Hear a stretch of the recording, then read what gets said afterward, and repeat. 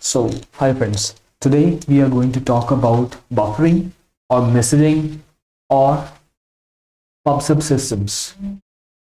So, let's take these words one by one, and it will help you understand what these systems actually are. So, let's suppose we have two servers and two servers or two services, anything that you like to say. Service A or server A and server B. Now, server A is producing some data that server B wants to consume. Now, one of the possible way of communicating is by API calls.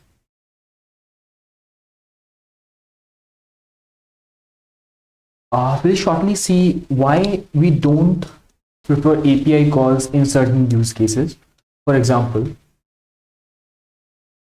let's suppose currently we have service B. It is producing some data that B wants to consume. Let's say after some time another service C comes which also wants to consume this data. Now server A will have to also call service C and provide same data in an API call. Let's suppose after some time another service comes up, service D, which also wants to consume this data. Now service A will have to send again the changes to call this service D with a particular API. And as soon as this downstream services, we call these services downstream services. Let's say X.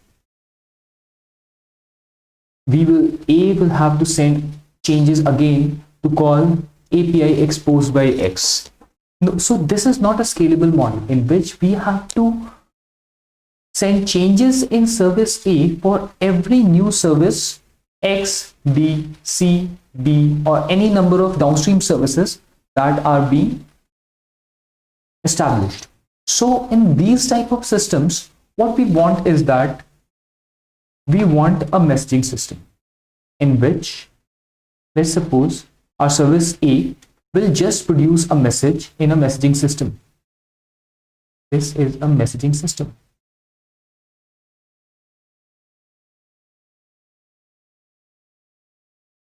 This is a messaging system. It will just produce a message in this messaging system. Now, if service B was here, it will just register to this messaging system to consume this message. And if in some time, in some future, service C comes up, it will consume the same message from the same messaging system. It is messaging system's responsibility to provide separate message or same message to multiple systems, and however number of services comes into picture, let's say X, there has to be no change done in service A. Service A will be unaware of any other service A, service B, C, D, or X, any service, any new service that comes up. Service A does not have to do any changes for that. So this is called messaging system. Let's see what other things we can do with this messaging system. I think now it's clear why we need messaging systems. A is just responsible for generating this data, and these are the consumers which are consuming this piece of information. Another use case in which we can need messaging systems or buffering, another use case is buffering systems. Or let's say A is a service that is producing large amounts of data. This is the data being generated, and B is a very small service. So if we were to look at the earlier model in which A was calling B's API directly, if the number of information or the quantity of information increases, B is going to get overwhelmed. Service B is going to get overwhelmed. Its resource utilization is going to increase. It won't be able to cater all the data that is being sent from service A. In this case, what we need is we need a buffering system in which A can safely produce all the data that it is producing.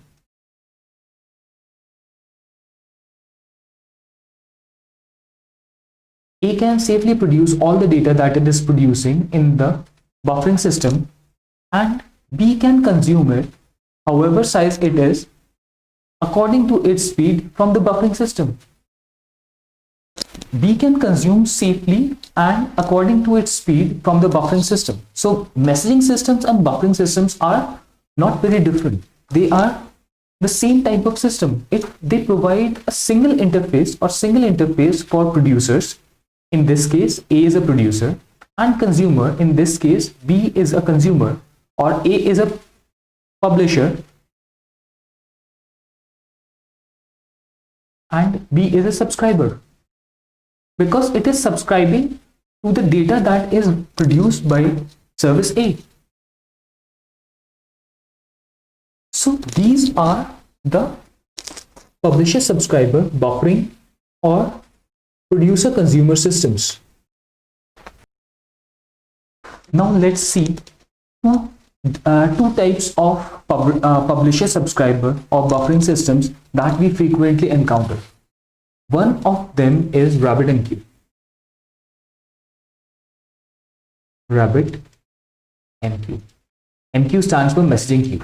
So what happens in RabbitMQ is that any application that wants to generate data for downstream services to consume is going to publish in RabbitMQ's logical construct called exchange.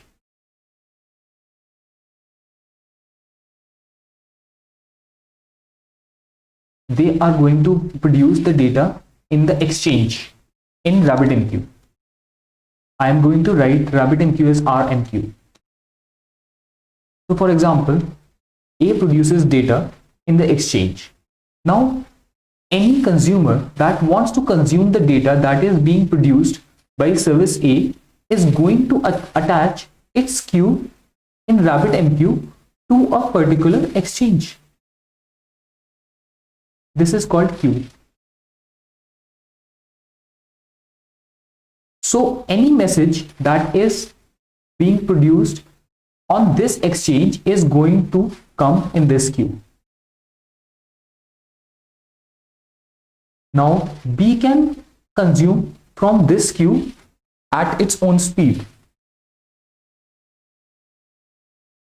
This all process is being done inside memory in RabbitMQ process, or on the server in which RabbitMQ is running. All this processing is happening in memory,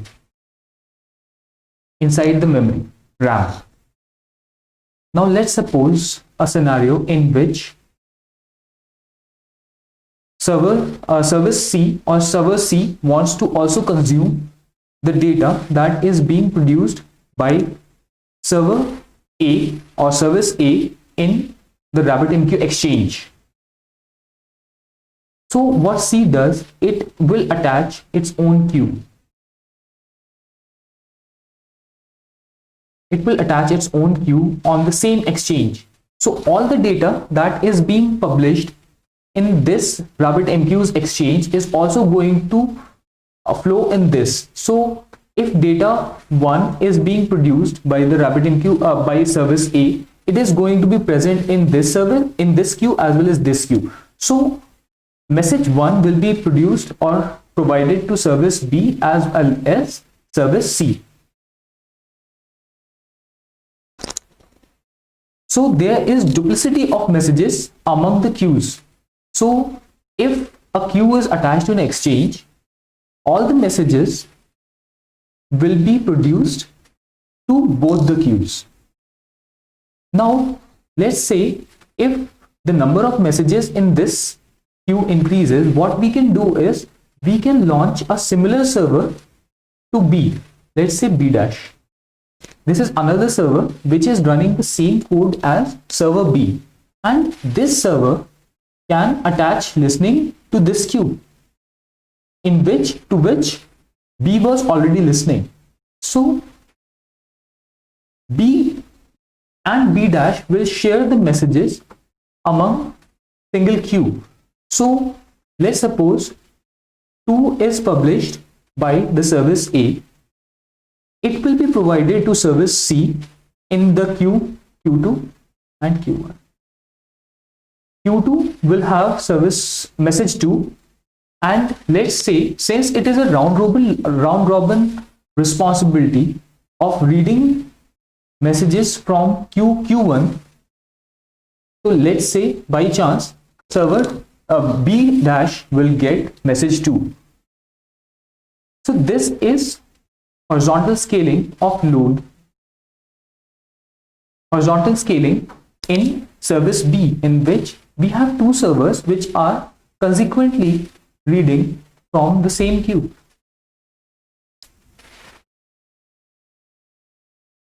How adding a server B dash helps in processing is that, let's suppose if earlier B was able to consume messages at the rate of 10 messages per second, after adding a similar instance B dash, which is also able to read messages at 10 messages per second, the total rate of consumption of servers of B type of B group is total 20 messages per second. So they are able to read messages and consume messages at a faster rate. This is horizontally scaling the load.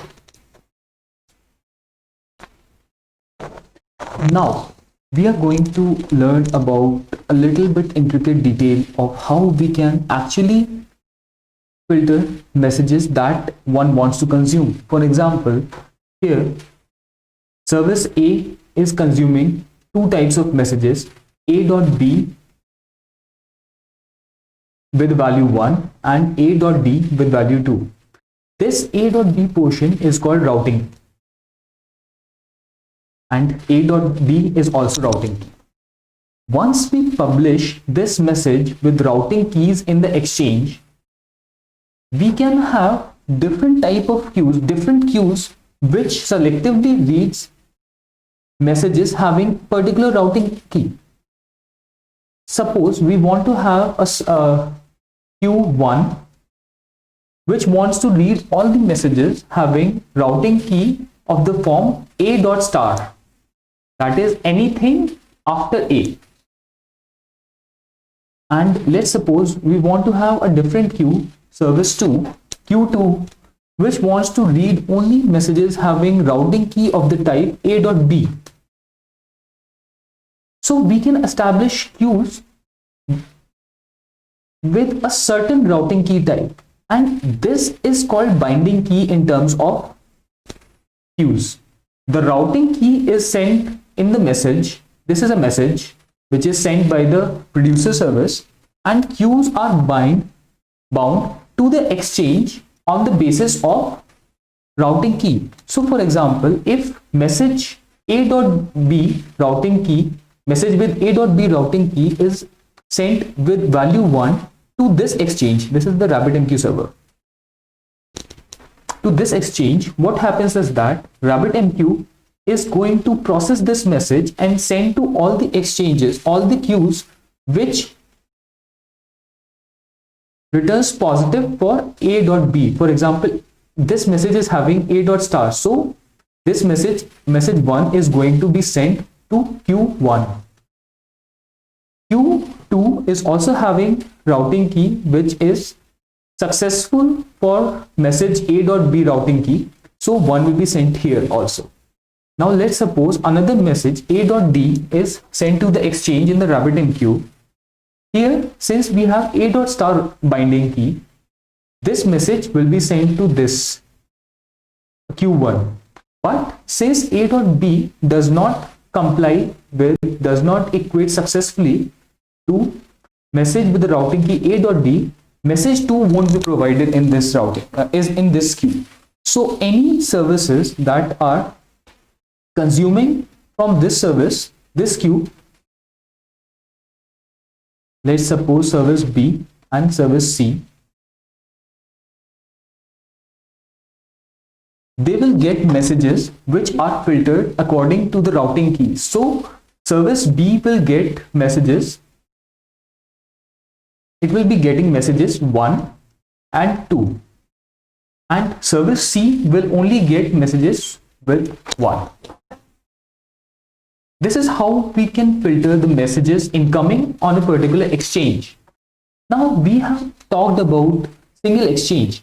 There can be numerous exchanges that can exist in a RabbitMQ. For example, service A is a producer which is producing in, let's say, exchange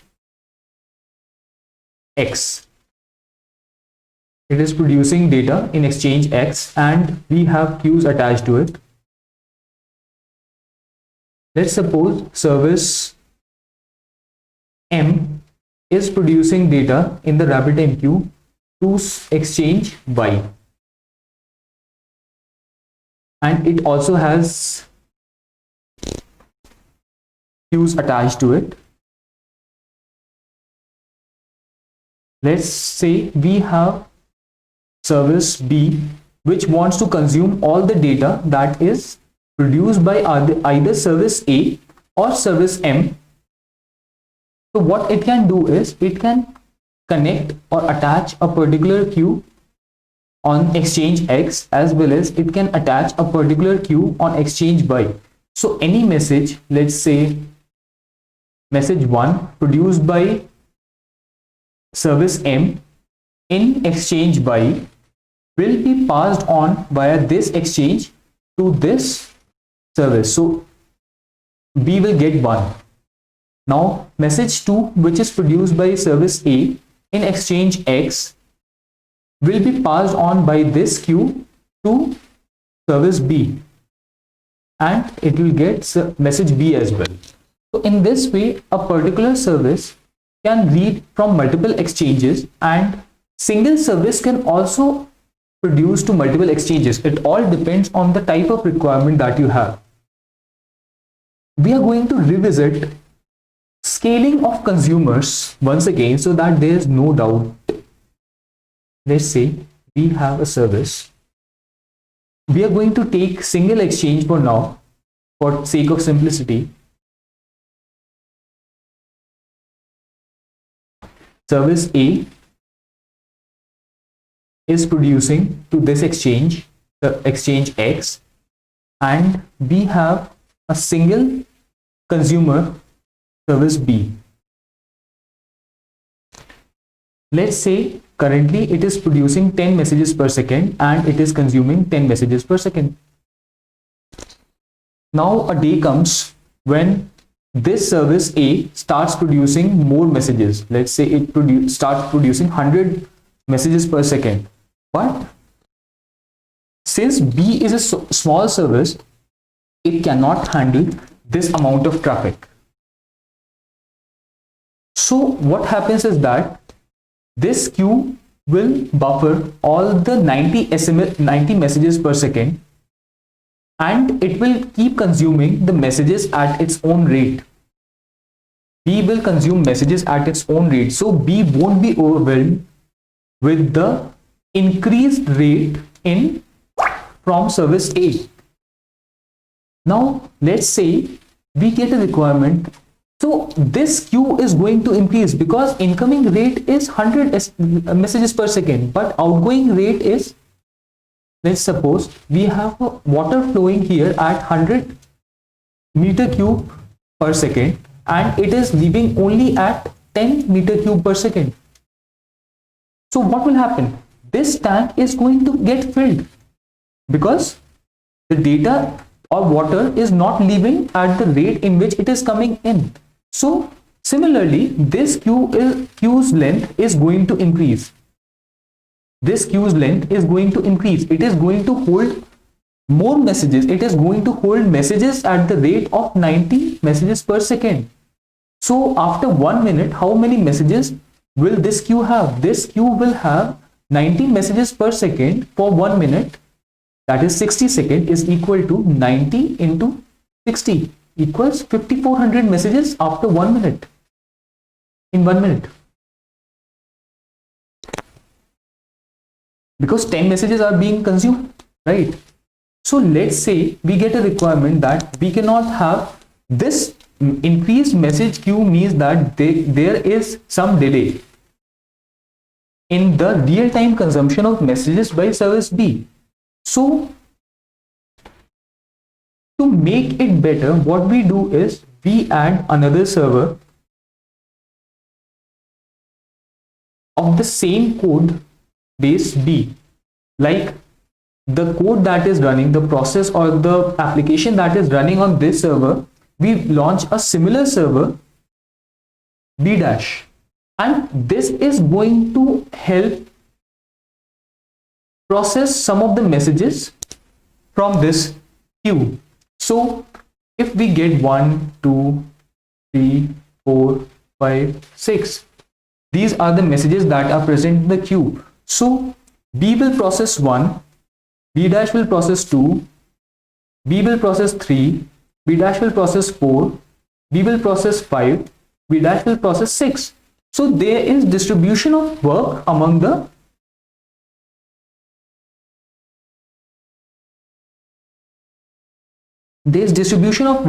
servers. So now our incoming rate or consumption rate is going to be 10 messages per second for B dash and 10 messages per second for B. So our overall consumption rate is going to be 20 messages per second. And let's say we get more servers, and this consumption rate is going to increase more as we add more and more servers. But here we have to keep something in mind. Since we are scaling these servers, for example, we added 2. For example, let's say what happens is that B is going to save these numbers in a database. For example, 1. Then B dash is going to save this information in the database 2, then 3, then 4, then 5, then 6.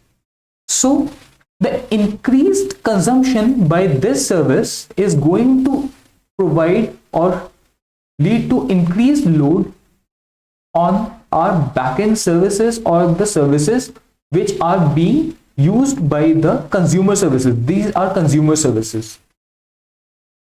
These are consumer services.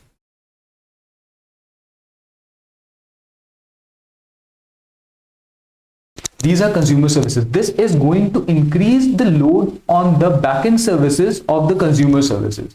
So increase in the number of servers which are consuming from a particular queue will lead to increased load on the backend services which these servers are using.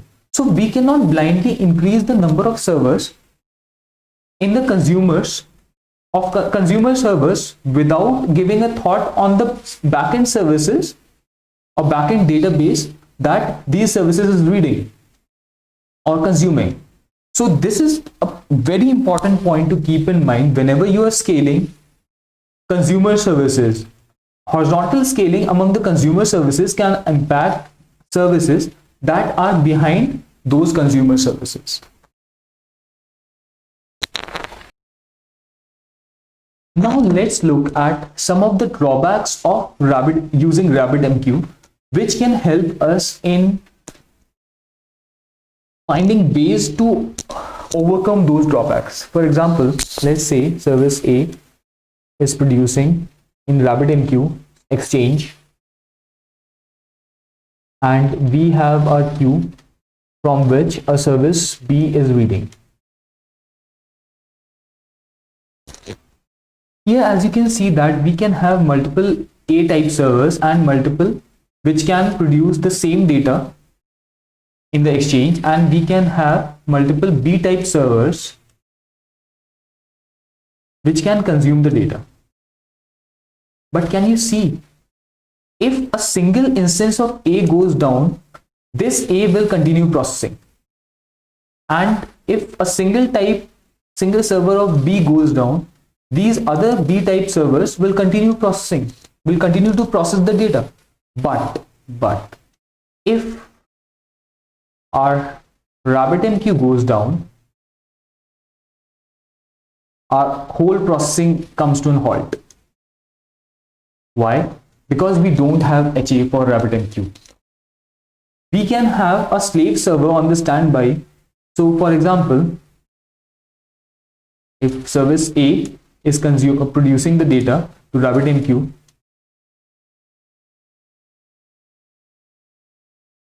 and service B is consuming the data from this queue, what we can have is we can have a slave or replica or mirror of RabbitMQ. So for example, if this RabbitMQ goes down, this mirror RabbitMQ, which is running on a separate server, will continue to process. Then A will start producing the data to the mirror RabbitMQ, and B will start consuming data from the mirror RabbitMQ. All the data that is produced on the actual exchange will be synced in the mirror exchange. Okay. This was the mirror. All the data that is produced in this exchange is also produced in this exchange, and all the data that is present in this queue is also synced with this queue. So for example, if this RabbitMQ goes down, this is a hot mirror of this RabbitMQ. So our producers will start producing to this data, and consumers will start consuming from this RabbitMQ. This was RMQ1 and this is RMQ2. But still we are not able to horizontally scale the data. For example, let's say we have a service A, we have RabbitMQ, and we have service B. A is producing data and B is consuming from this data. So let's say the influx of data from A increases very much. Then in this case, our RabbitMQ is going to choke, because all this data that is present in RabbitMQ is inside memory. Also, since it is in memory, and memory is a very costly resource, for every queue that is attached to a particular exchange, for example, if message 1 was produced to this exchange, message 1 will be present in this queue, as well as message 1 will be present in this queue.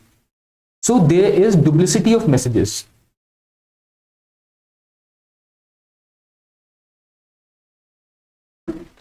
There is duplicity of messages. For example, let's say there are 100 queues which are reading the same message. So for example, if we have one message of 1 KB and we have 100 queues, so we will have 1 into 100 equals 100 KB of message in queues, because there is duplicity of message among the queues. So this is not a very scalable model. Also, since all this data is present on a single instance, we are not able to horizontally scale the data among multiple RabbitMQ servers. Now, using these points as main motivation to find another system, another messaging system which can help in horizontally scaling the database, horizontally scaling the messaging system, we started using Kafka.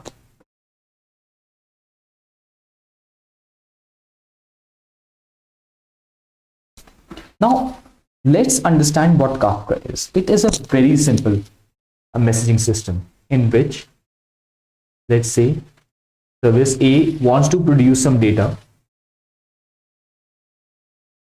First of all, data in Kafka is divided in topics.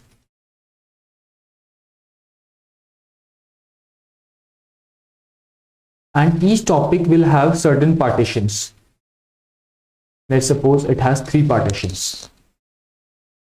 This topic's name is, let's say,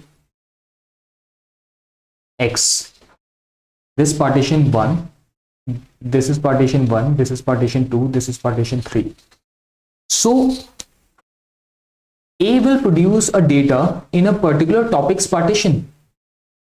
It will be A's responsibility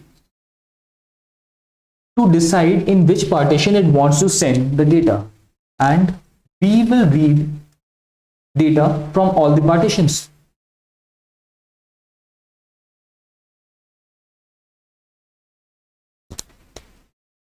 Now, here comes the fun fact. Currently, this Kafka is running on a single server. Partition, what topic is? Topic is just a logical collection of partitions which actually hold the data.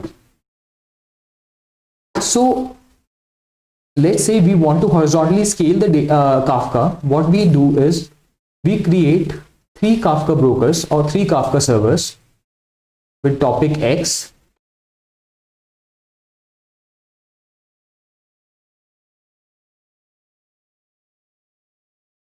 This is partition 1, this is partition 2, this is partition 3. Now, since these 3 partitions are now present on 3 different servers, we have horizontal scalability. So for example, if A gets more data, for example, if this was the case, all this data was going, even they were going on the separate partitions, it was going on the same server. So if we wanted to horizontally scale Kafka, what we did was we created 3 separate brokers, broker 1, broker 2 and Kafka broker 3, and each broker we had given separate partitions. So now if we want, since we were here producing in partition 1, we can produce in partition 1 of broker 1, partition 2 of broker 2 and partition 3 of broker 3 of topic X, and we can consume like the same.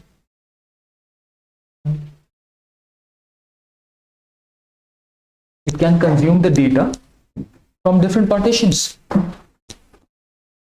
Now what happens is that since we have multiple servers, even if a single Kafka server goes down, let's say this Kafka server goes down, our 2 other servers, they will continue to run properly. We won't have complete outage as in case of RabbitMQ. If one server went down, whole RabbitMQ went down until and unless we had a mirror RabbitMQ. But in this case, since we have multiple Kafka nodes, this is a Kafka node, this is a Kafka node, this is a Kafka node. Since we have different Kafka nodes, even if a single server goes down, our whole data is not impacted. But if this node went down, we won't have data available for partition 1. So what we do is we create replicas of these partitions. So for example, we have primary data of partition 1 on this server and replica on this server. We have primary data of partition 2 on this server and replica on this server. We have primary data of partition 3 on this server and replica on this server. So what happens is that even if our broker 1 or Kafka's node 1 goes down, replica of partition 1 is already present on partition 2, this one. So automatically what Kafka decides is that now all the write traffic that was intended for partition 1 will start to come on broker 2's partition 1, this green partition. So by increasing the replication of data,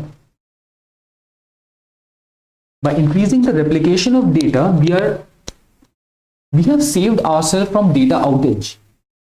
So even if a single broker or Kafka node is down, none of our data is impacted. All the new writes will continue to come to this Kafka broker 2, and all the reads, since replicas, this green partition is synced with this green partition, so all the data that was already produced but not consumed by service B will be consumed from broker 2. This is the main advantage of Kafka. Other advantages of Kafka include, since Kafka is basically log based system, all the data that is produced in Kafka is written to a file, and any system, any service that wants to reads from this file. All the data that is produced in a topic of Kafka is written to a file, and all the data and all the services that want to read the data from Kafka, they just ask Kafka for the data, and Kafka reads those data from the files and provides the messages or data. So it is not in memory, it is file based. And also, how does Kafka, first of all, I forgot to tell you about how the queues in RabbitMQ function is that once this message 1 was consumed from this queue, this message is deleted from the queue. Similarly, when this message 2 is consumed from the queue, this message is deleted. So after consumption,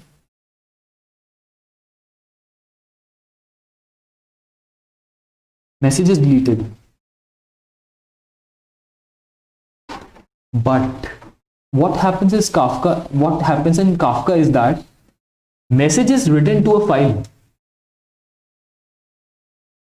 So once service B reads from the Kafka, what actually happens is that Kafka maintains an offset in the offset of the messages that it has read. So for example, this is a file. This is the starting offset or the 0th position, and this is maybe 98th position. So B will start to read messages from Kafka. B will start to read messages from Kafka as from 0. Once it consumes the messages, consumes message 1, message 2, and let's say 98. It has read till 98. All the messages before that are written in file. So any other system that wants to, let's say, message server C or service C wants to read the same messages, it starts reading. Kafka starts to read the messages from file. I have to tell you one thing. All the services that are consuming from Kafka don't need to know that they are saved in a file. Reading and writing to file is handled by Kafka. They're not exposed to the outside services like producer or consumers B and C. So instead of deleting the message, all the messages are written in the file, and each consumer maintains an offset till which it has read the file. For example, consumer B has read messages till 98 offset in the topic, in the partition. Similarly, let's say consumer C has read 0, 1, and 2. So offset of this messages is 2. So another time when C starts, C will start to consume messages after offset 2 or 0.2. For example, this. So once C starts to consume again, it will start after offset 2 from Kafka.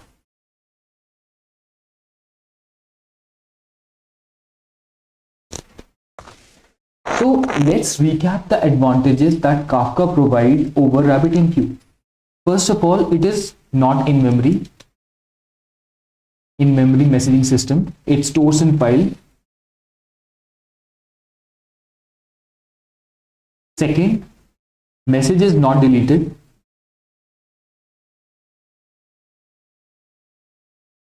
There is no duplicity of messages, as all the consumers or all the consumer services read from single file which Kafka maintains, or single file or multiple files which Kafka maintains. Ultimately, there is no duplicity of messages. We should be aware that we do not confuse duplicity with replication. Replication is an intended behavior in which we replicate the data among multiple servers so that even if a server goes down, all the messages are available for consumption from other server. It should not be, replication should not be confused with duplicity. More advantages of Kafka is that it provides horizontal scaling.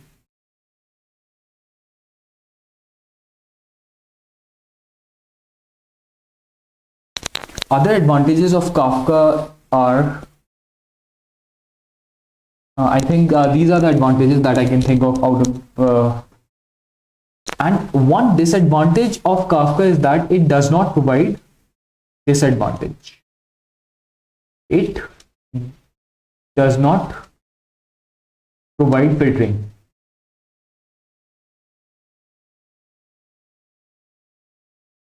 As we have seen in the case of routing key.